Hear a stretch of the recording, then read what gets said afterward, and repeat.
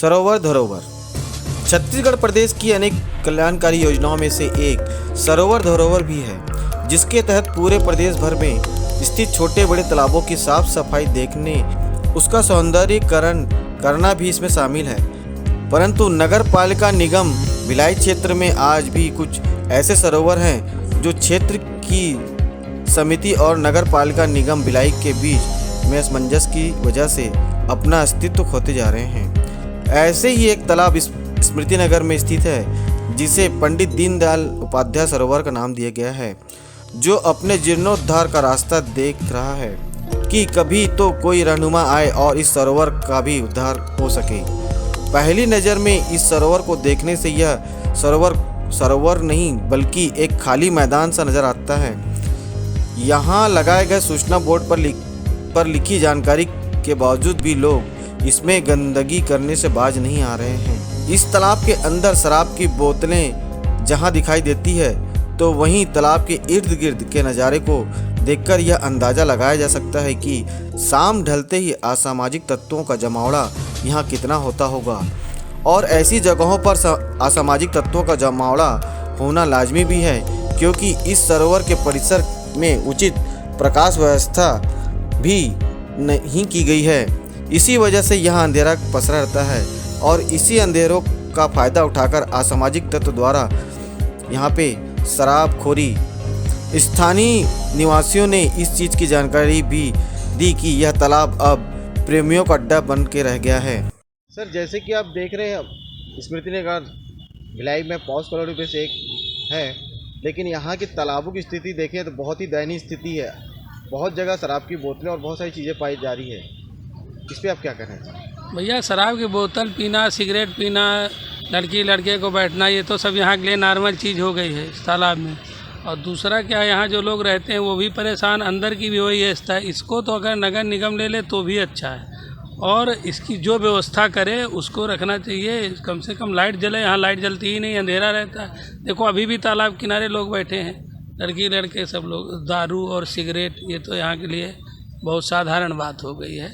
अब इसका जो भी उचित हो वो किया जाए, यही सरकार से मांग है, शासन से मांग है।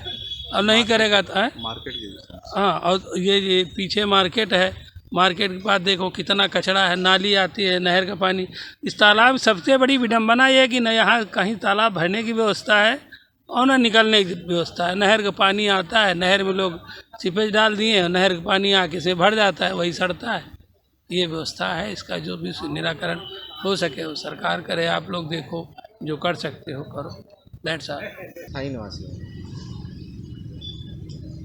यहाँ तो ये है कि साफ सफाई कौन, नगर निगम के माध्यम से होगा या सोसाइटी, जिसके माध्यम से भी हो, मगर अच्छा होना चाहिए।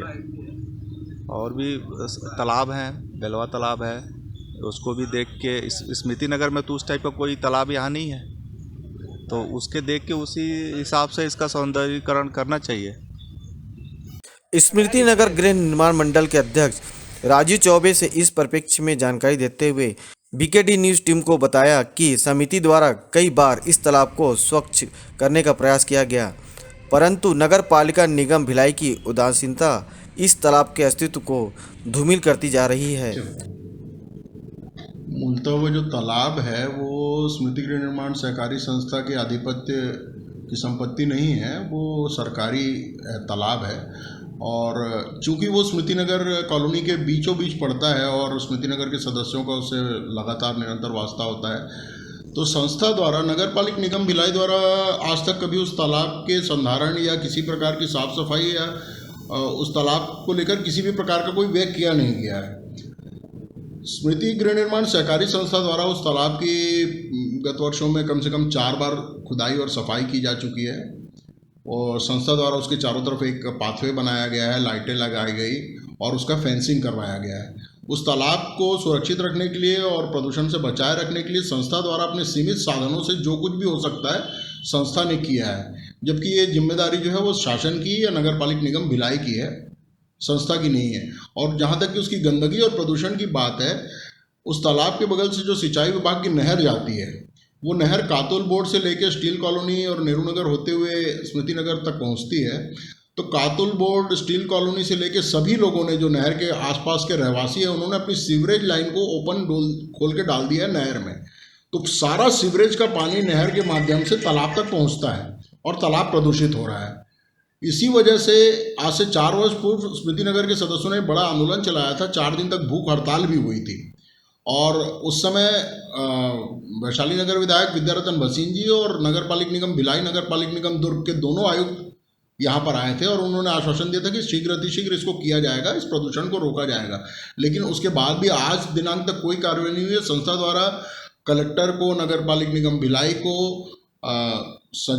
इरिगेशन विभाग के, सिंचाई विभाग के बड़े अधिकारियों को, सचिव को और यहाँ तक कि प्रदूषण विभाग को भी, पॉल्यूशन कंट्रोल बोर्ड को भी पत्र लिखा गया है, लेकिन आज तक कोई कार्रवाई नहीं हुई है। तो संस्था के जो आय के साधन बड़े सीमित है, चूंकि हमारे सदस्यों के लिए और हमारे कॉलोनी के बीच में है, तो जो कुछ बन पड़ सकता है संस्था उस पर व्यय करती है। नगर पालिक निगम द्वारा पिछले 30 सालों में इसमें कोई भी व्यय नहीं किया गया है। किसी भी प्रकार का राख रखाव नगर पालिक निगम नहीं करता। क्योंकि सरकार का एक महत्वाकांक्षी योजना चल रही है तालाबों को लेकर के, सरोवर धरोवर करके, तो क्या सरकार इस वक्त बिल्कुल ध्यान नहीं दे रही है इस तालाब को? अब ये तो सरकार ही बताएगी, स्थिति तो आप देख ही रहे हैं। यदि ध्यान दे रही होती तो ये स्थिति नहीं होती। आसपास के सभी सरोवर, लगभग जुनवानी के, कमरिया के या कोका के या जितने भी सरोवर हैं आपने देखा नेहरू नगर, सारे तालाब जो है वो उसका सौंदर्यीकरण का कार्य नगर पालिक निगम द्वारा किया गया, लेकिन इसको उपेक्षित किया जाता है। उनको ऐसा लगता है कि ये स्मृति नगर में है तो ये संस्था की जिम्मेदारी है। वास्तविकता यह है कि ये तालाब स्मृति नगर की संपत्ति नहीं है। इसका देख रेख का काम, सारी जिम्मेदारी जो है नगर पालिक निगम भिलाई की है। रही सही कोर कसर तालाब के बगल से गुजरने वाले नाले के गंदे पानी के तालाब में प्रवेश करने से पूरी हो जा रही है। नगर पालिका निगम भिलाई इस सरोवर के प्रति उदासीन क्यों बना हुआ है, यह समझ से परे है।